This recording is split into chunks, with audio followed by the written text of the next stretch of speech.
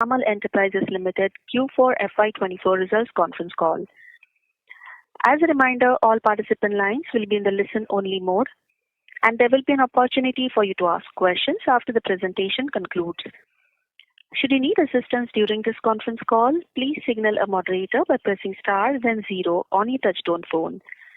Please note that this conference is being recorded. I now hand the conference over to Mr. Ravi Singh from Piramal Enterprises Limited. Thank you, and over to you.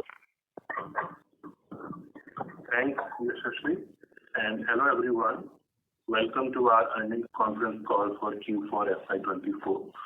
Our results material has been uploaded on our website, and you may like to download and refer to them during our discussion.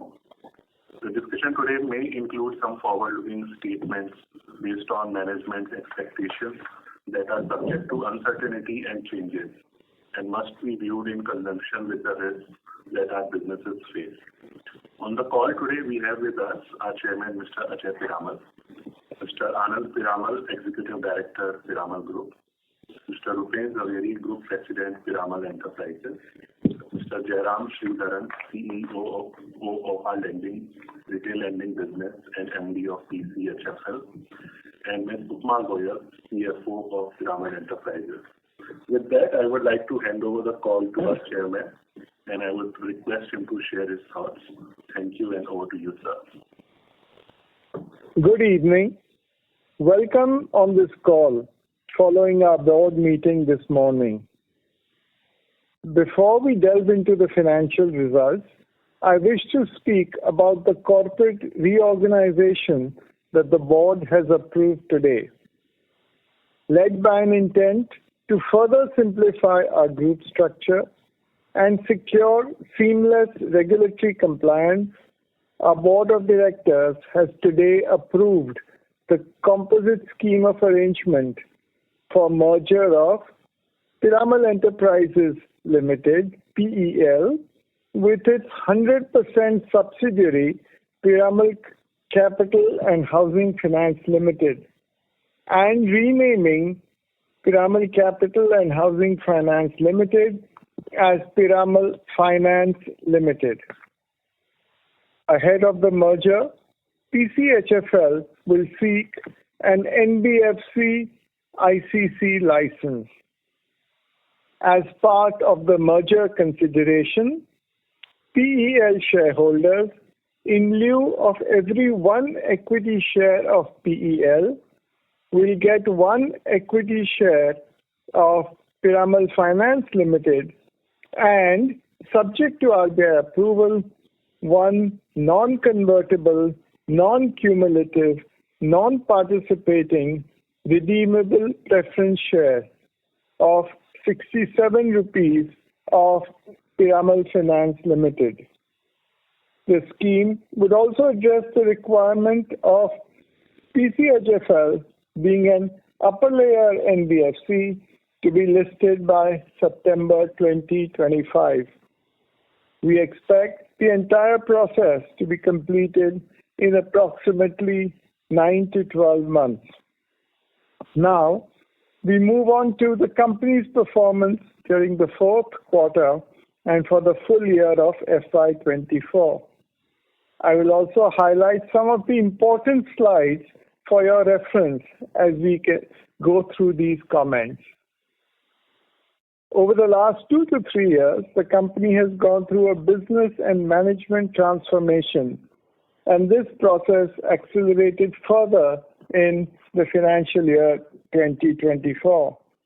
In this context, the fourth quarter and FY24 were remarkable in 3 key areas across our growth and legacy businesses.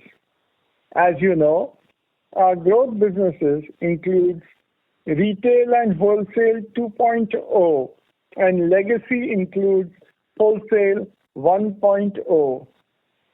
Firstly, the sustained AUM ramp-up in the growth business. This year also saw that now we have started to separately discuss the profitability of the growth business as an indication of our future profitability. And thirdly, in the fourth quarter of FY24, the company took a strategic decision to further accelerate the rundown of legacy business and lower the non-yielding proportion of the book. Some of the details on these fronts I would like to discuss with you.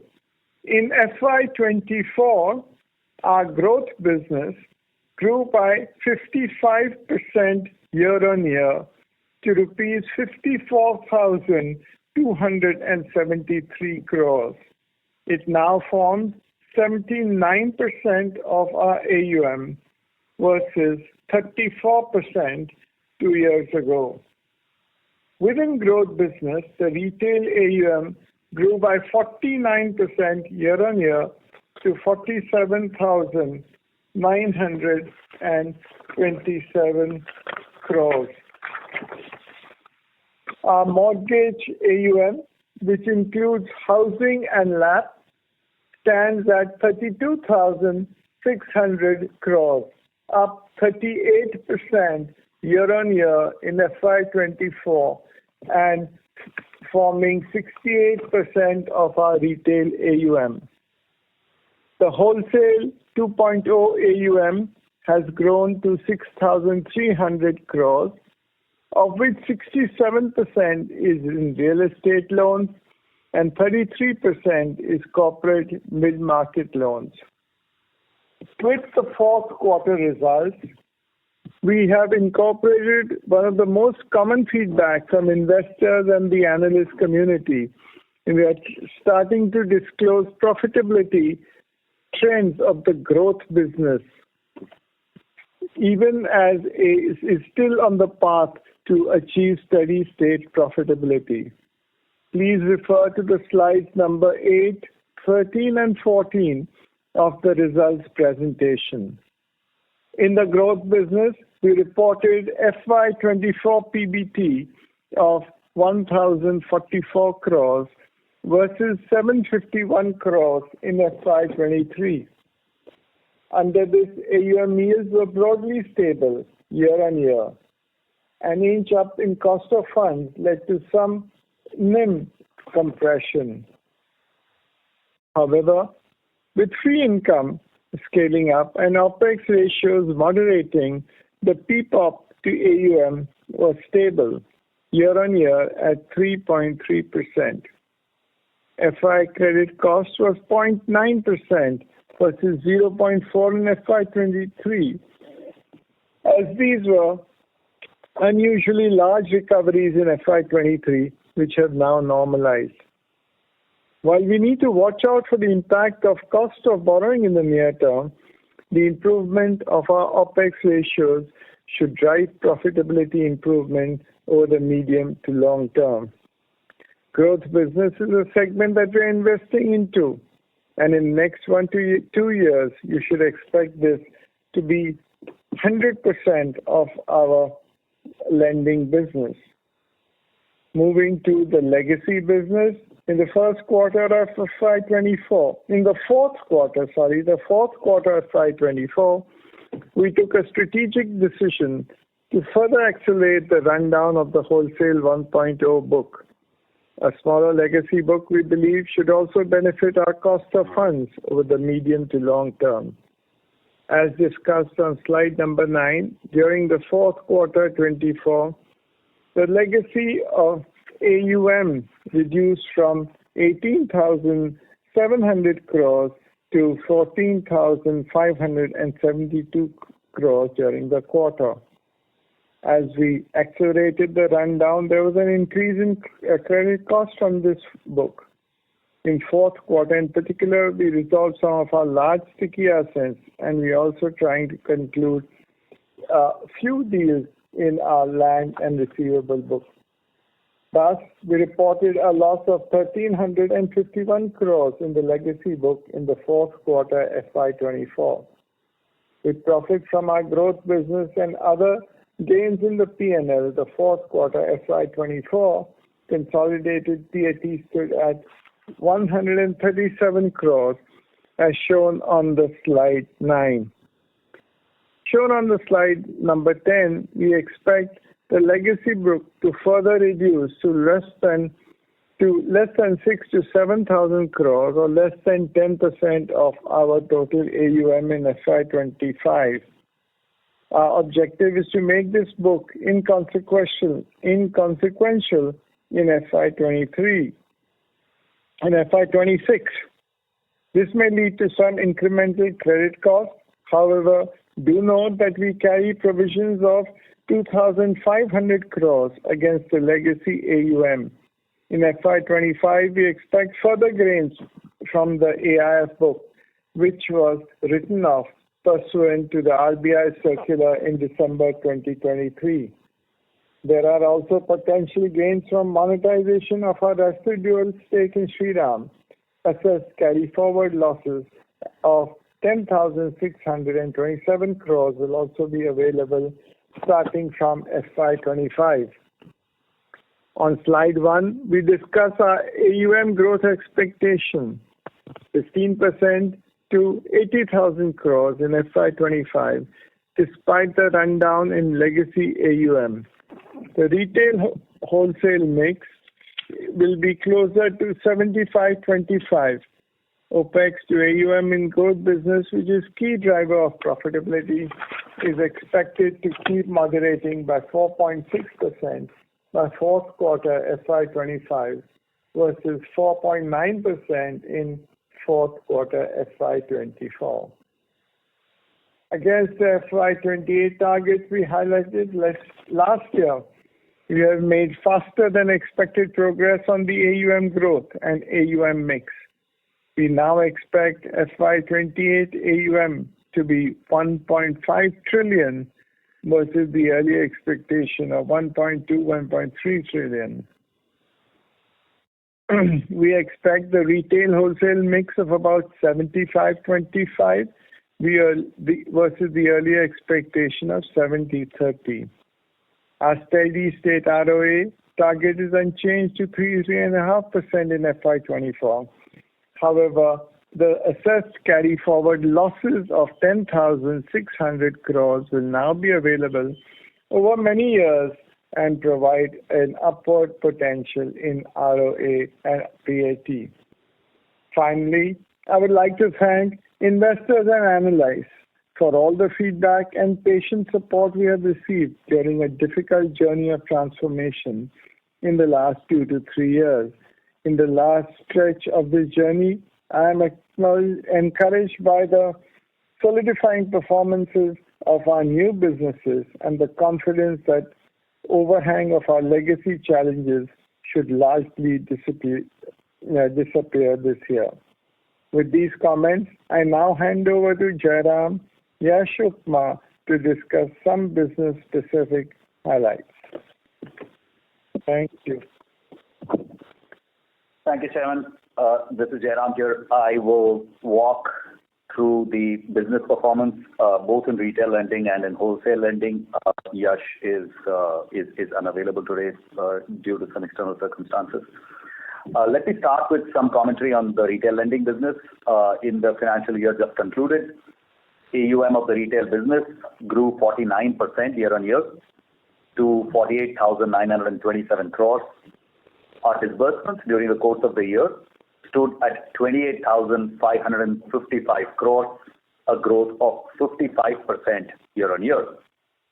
Our flagship business continues to remain mortgages, comprising our housing loans business and our LAP business. Mortgages grew 38% year-on-year to 32,612 crores, and this now forms 68% of our retail AUM. If I could point you to slide 27 in our investor presentation, you will see the performance of our mortgage business on this slide. The book continues to experience very strong asset quality with declining delinquency ratios and a low 90 DPD today of 0.2% across both housing and LAP businesses. There has been a lot of talk in recent months about unsecured lending. If you want to look at slides 31 and 32, you will see a discussion of our unsecured book within the retail business.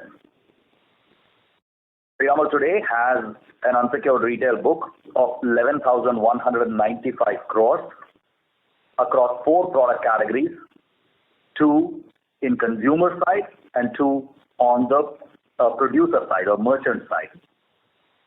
During the financial year 2024, through various measures, we have tightened credit underwriting, and our disbursement volumes have been flat in Q4 compared to Q3 levels. Simultaneously, the risk metrics have continued to remain benign. The 90-plus delinquency ratio has been flat between 1.4 and 1.6% throughout the year. On the digital part of the business, 90% of our loan disbursements come through credit-protected partnerships as opposed to own balance sheet risk partnerships. If I could now point your attention to slide 33, that gives you a bit of a sense of the progress the business is making on core profitability dimensions. You will see that the long-term operating profitability of the business continues to head in a favorable direction. Yield and fee income have been stable at very healthy levels. There have been some incremental income streams that have emerged over the last few quarters. And OPEX ratio, which we have mentioned in the past, is going to be the core of how profitability gets to steady state, end state levels. You see it gradually moderating from the high of 6.5% in the fourth quarter last year to 5.3% on a full AUM basis and 5.5% on an on-balance sheet AUM basis in fourth quarter of this year. One important point to note is that on an overall profitability basis, the retail business had a strong tailwind from POSI book and the recoveries there in financial year 23. As you will see on page 8 on the credit cost dimension, where we had a lot of recoveries coming from POSI last year in FY23. In FY24, that tailwind reduced. So POSI became a progressively smaller part of our AUM and a smaller part of the profit generation within the growth business. That trend has continued strongly in FY24 as the non-POSI book has become more and more profitable. The PBT contribution is now fully shifted to the core retail business. This business achieved break-even in the first quarter of financial year 24 and has since been making steady progress towards its target profitability. As we continue to expand our retail lending business, we are also investing in manpower, branch infrastructure, technology, and analytics in our retail lending business for future growth. On slide 25, you will see the growth in our network. We have added 83 new branches in this financial year. In our branch network, 39% of branches are currently less than 2 years old. This mix was 30% in the fourth quarter of last year.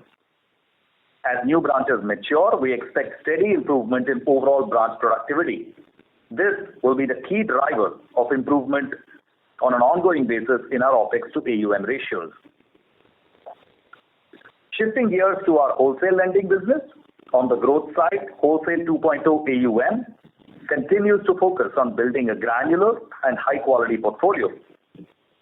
Our Wholesale 2.0 AUM grew 14% quarter-on-quarter to 6,347 crores across real estate and corporate mid-market loans. We disbursed 1,448 crores in the fourth quarter of FY24. Through the year, we have received prepayments worth 2,314 crores in our real estate book, in our new real estate book, which illustrates the credit quality of the underlying borrowers. Our Wholesale 2 loans continue to perform very well, in line with or ahead of underwriting, as reflected in strong prepayments in both sides of this portfolio. The average ticket size in our real estate 2.0 business is around 441 crores, and in our corporate mid-market lending business at 59 crores on a sanction basis. We intend to continue to build this book in a very calibrated manner while capitalizing on the available market opportunities.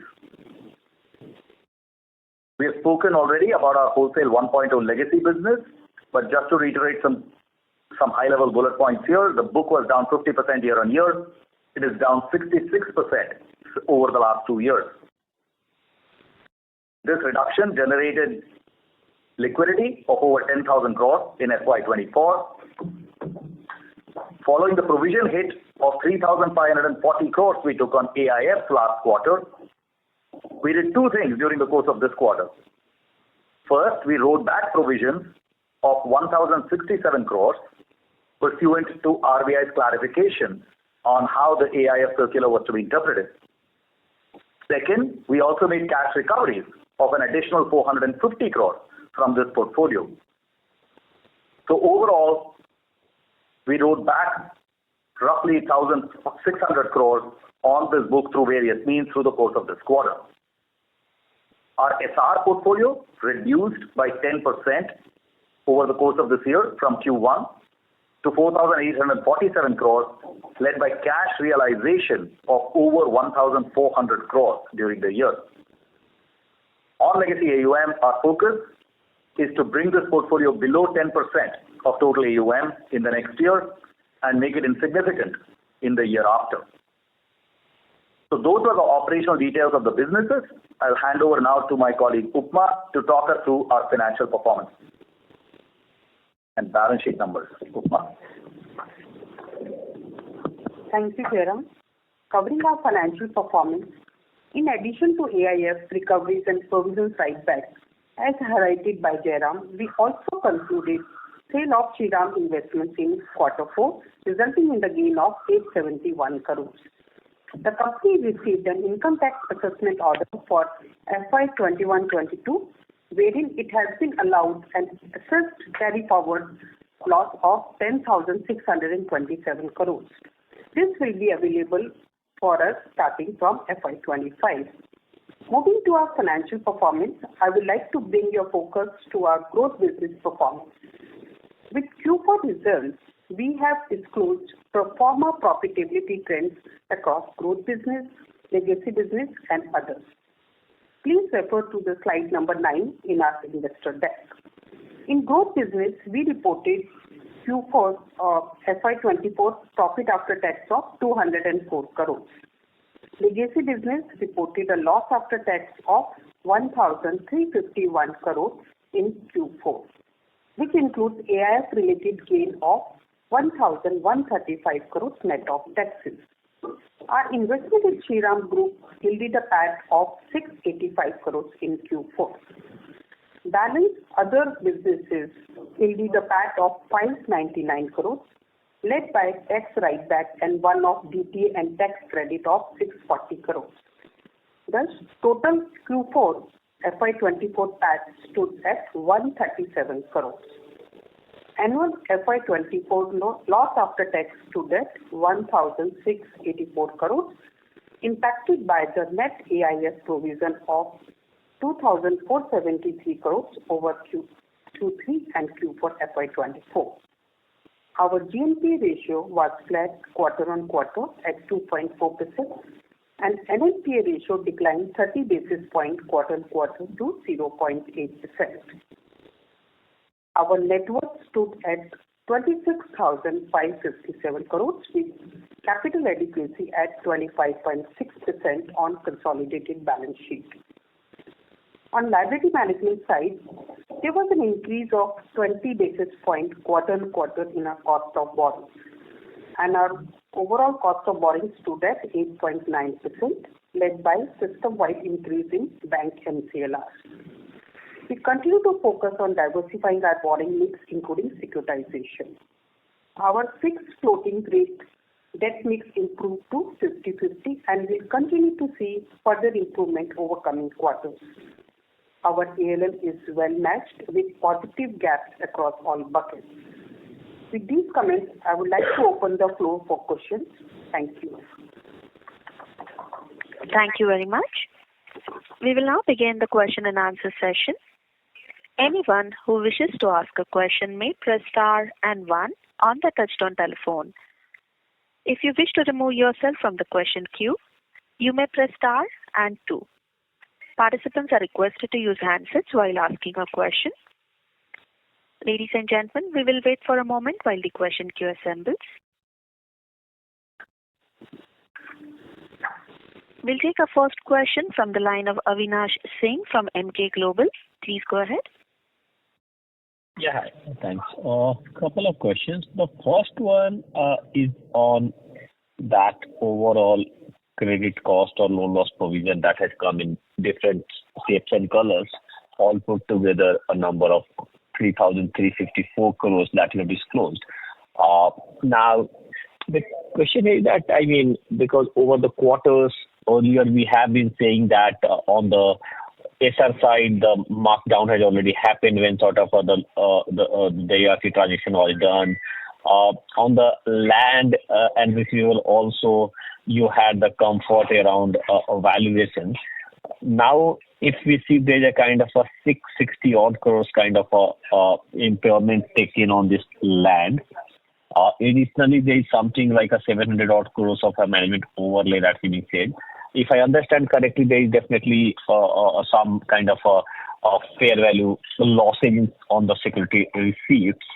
So there are so many moving parts. So this is such a large number, particularly.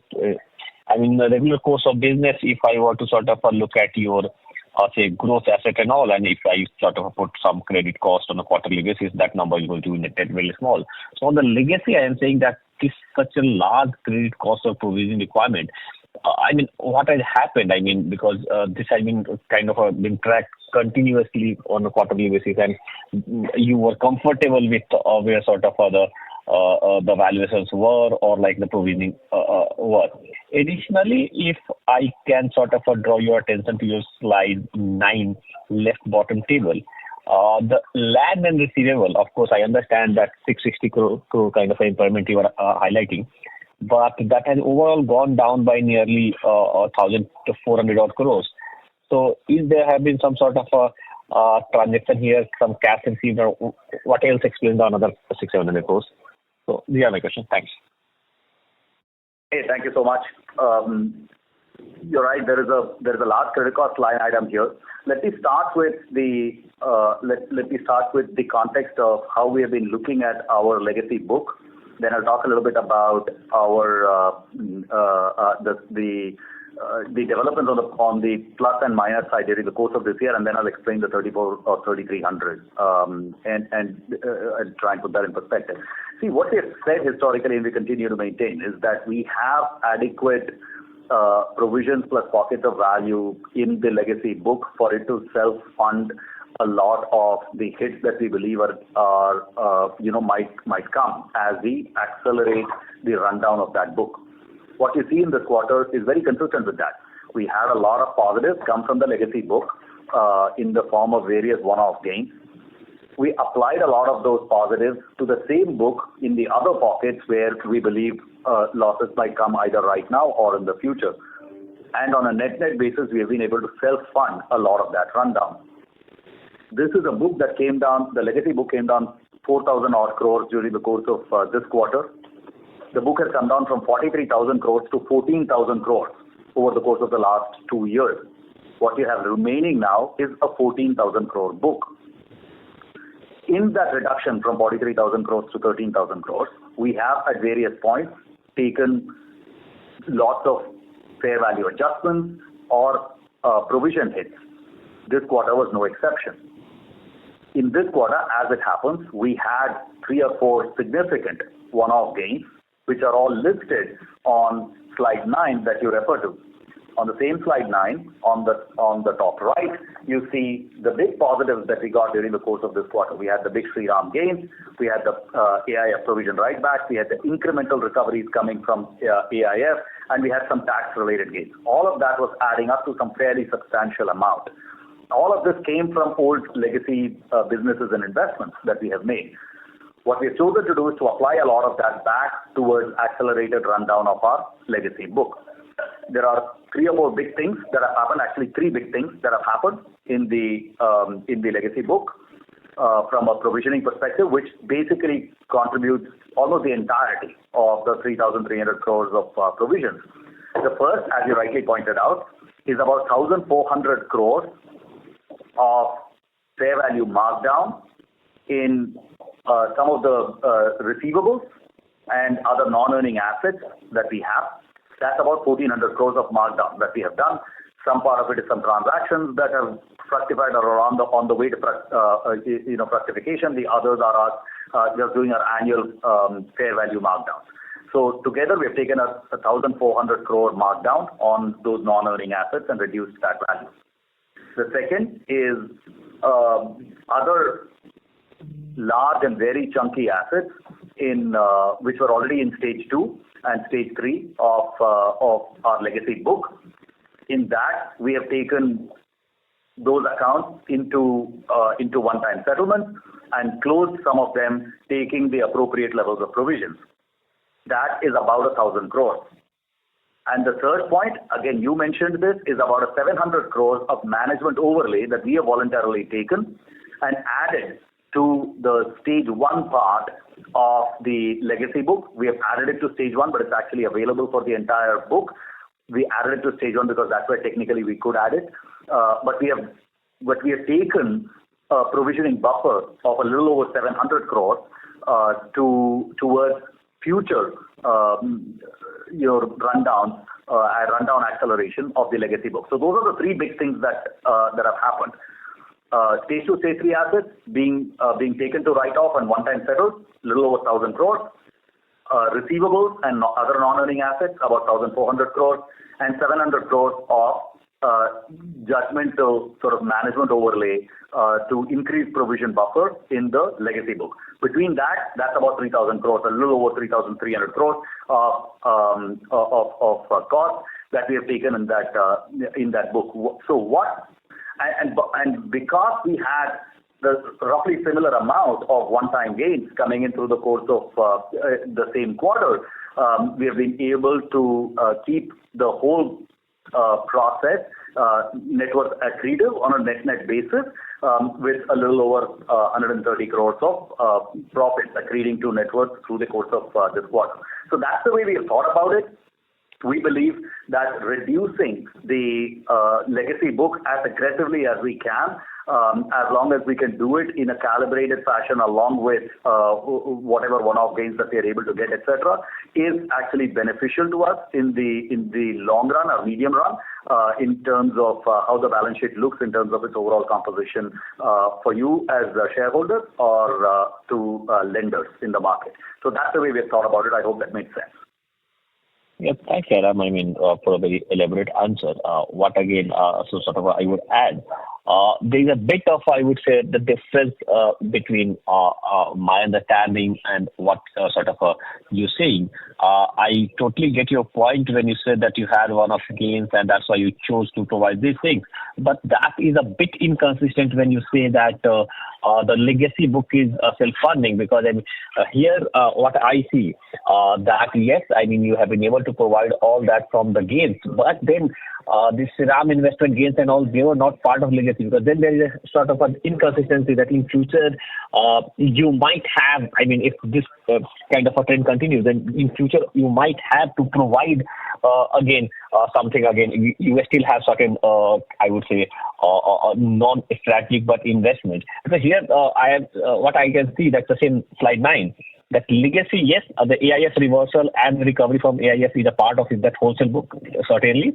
But that was not, with that only you have almost like 1,350 odd crores of a strain on profitability from that legacy. So that is where the bit of a, when we sort of you say that the legacy book is now going to be kind of a self-sustaining, but still if that sort of the write down or provision has to provide it from the one-off gains that you are getting from your past investment and all, then there is sort of that conveys that that the wholesale legacy book that is 14,000 odd crore that might in future also may sort of put some strain. So that is where I'm saying that it's not totally self-funded. That's a very valid point you're making. Let's be allow me to say two things.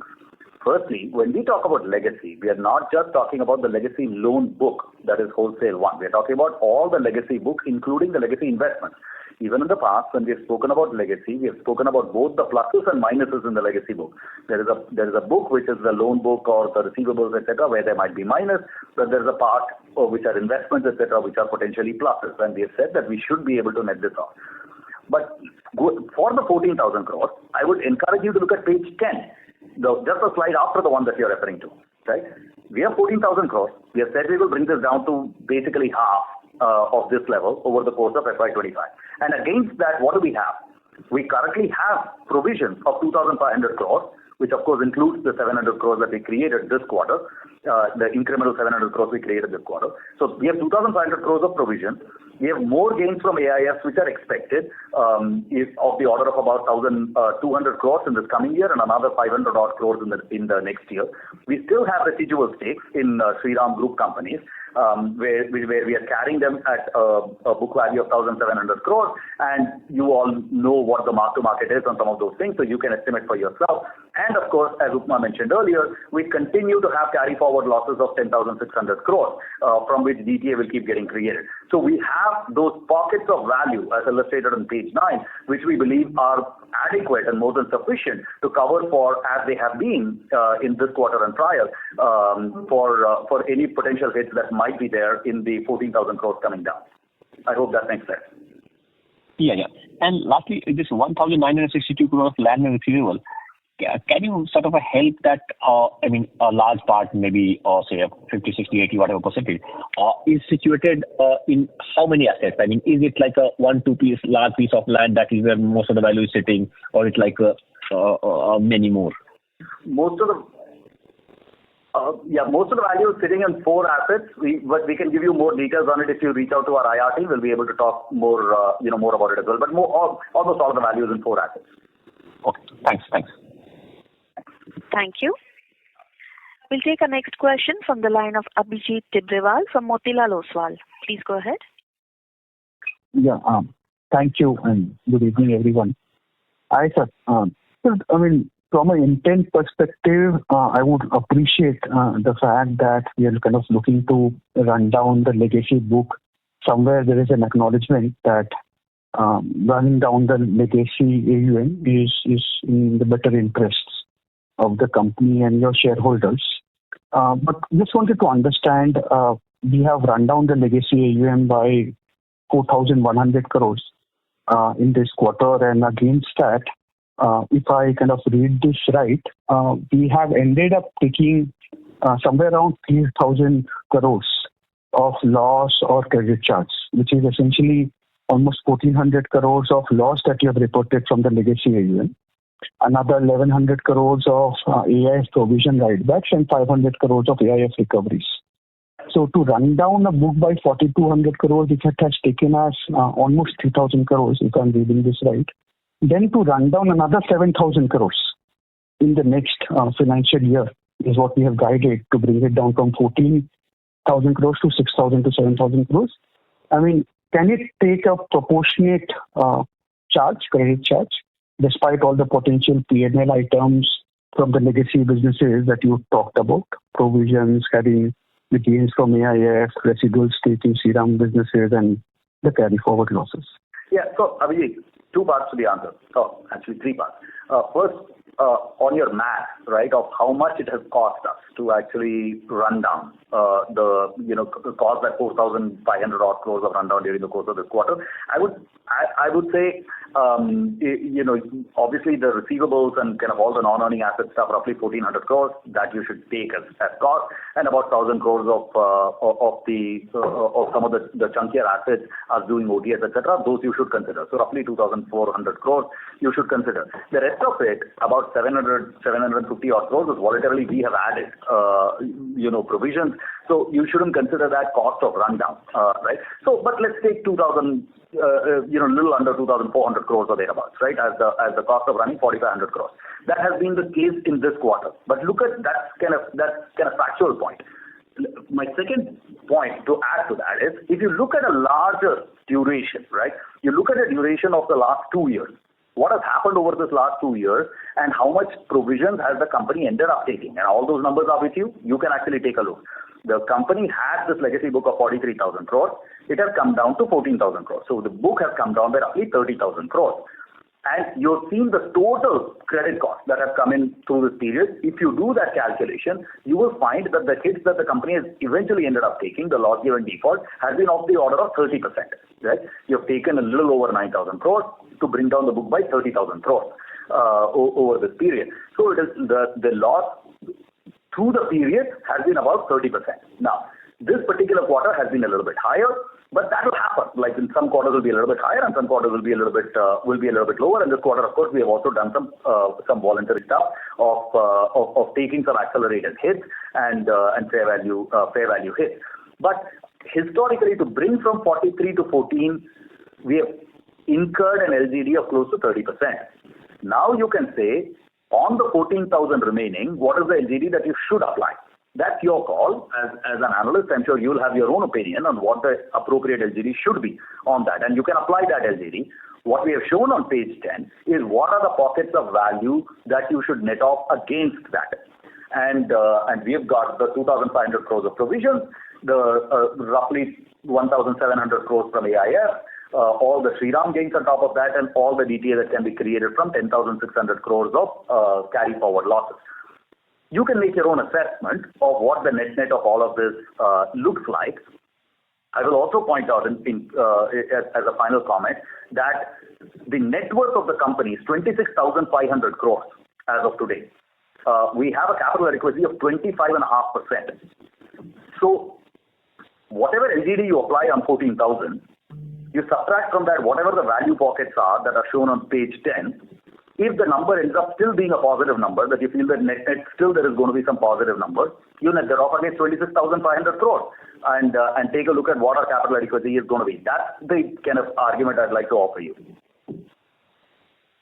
Got it. This is useful. I mean, the only thing I was kind of trying to drive is when typically, others have tried to run down their wholesale book in the past. We often say that the lower hanging fruits are kind of disposed of first, and the chunkier and the difficult ones kind of get disposed of later. That is the only thing basically I was kind of trying to understand here.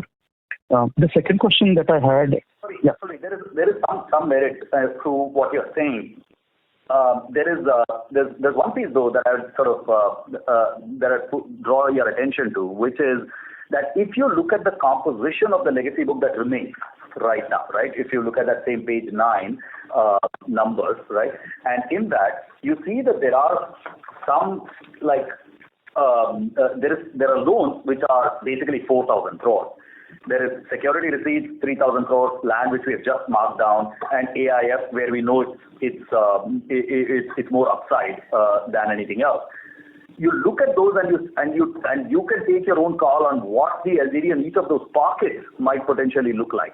Our argument is things like AIF, there is largely upside. Land, we have just done such a significant sort of markdown. SR, we are saying we have already peaked. We are reducing SR value, and all the deals that we have done so far have been accretive to the book value on SR and have actually not lost us money. You will see us run down SRs in the coming few quarters as well, so you should take a look at that.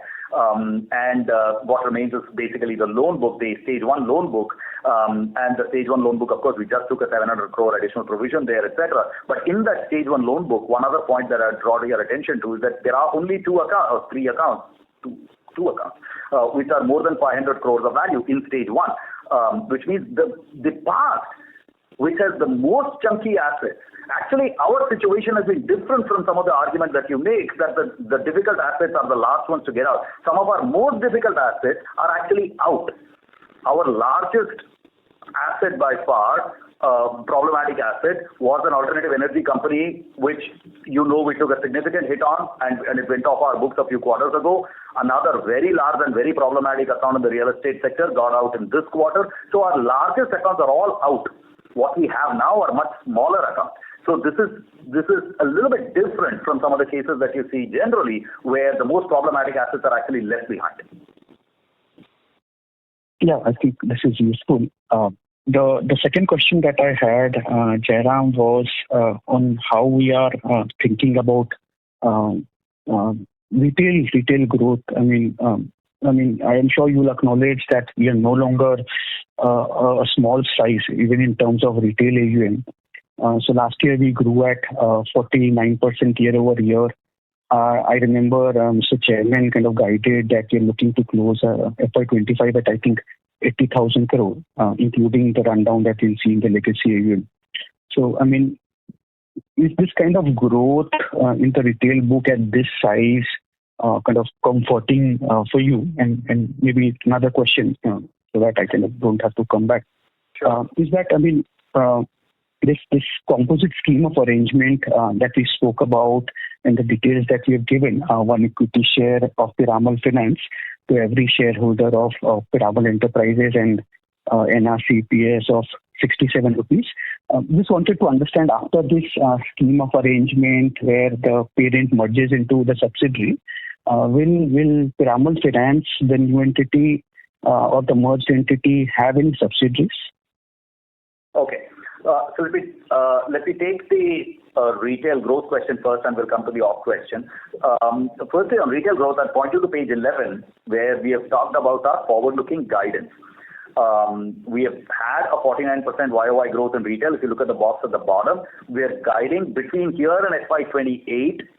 We are guiding a 26% CAGR on retail. I'm 100% with you that at this size, at 48,000 crores, we cannot possibly be growing the book at 45 to 50%. It's not possible. It would be imprudent to do that. So our guidance is for much slower growth in the coming few years compared to what we saw in the course of this year. The implied thing in what you're saying is that, hey, how do you feel about risk in the retail business, and how is it going right now on risk, and are we sure that we aren't making any errors or mistakes there? I would point you to page 20 of our investor presentation. On page 20, we are showing this is retail overall level, 90 plus delinquencies. The 90 plus delinquencies you will see are fairly benign, 50 basis points at the full portfolio level, looking fairly strong. By the way, I've shown here coincident numbers, but you could look at 6-month lag numbers. The trend lines are exactly the same. The levels are obviously a little bit different, but the trend lines are exactly the same. So this is not a denominator point. This is generally how the portfolio is performing, is that the delinquency numbers are coming down. Over the last 3 quarters, you would have noticed, Abhijit, that we have started disclosing product level delinquency charts on retail. This is to address the exact question that you had on, hey, how are you guys feeling about the risk environment, and are you confident about the growth or the quality of the growth? Please take a look at product level delinquency charts that are out there, and hopefully you will feel confident that product after product, whether it's unsecured or housing or LAP or used cars, you will see that our delinquency numbers are very much in control, and we will continue to showcase this to you every quarter so you can judge for yourself. Now, on the scheme of arrangement, see, the way we have set this up is that the shareholders of PEL receive 1 share of PFL and the 67 rupee RPS that happens at the topco level, as and when all the regulatory approvals are done. We expect that to take 9 to 12 months for that process to happen. And through doing that, we end up getting kind of one consolidated lending entity which can pursue all businesses that we would like to pursue without any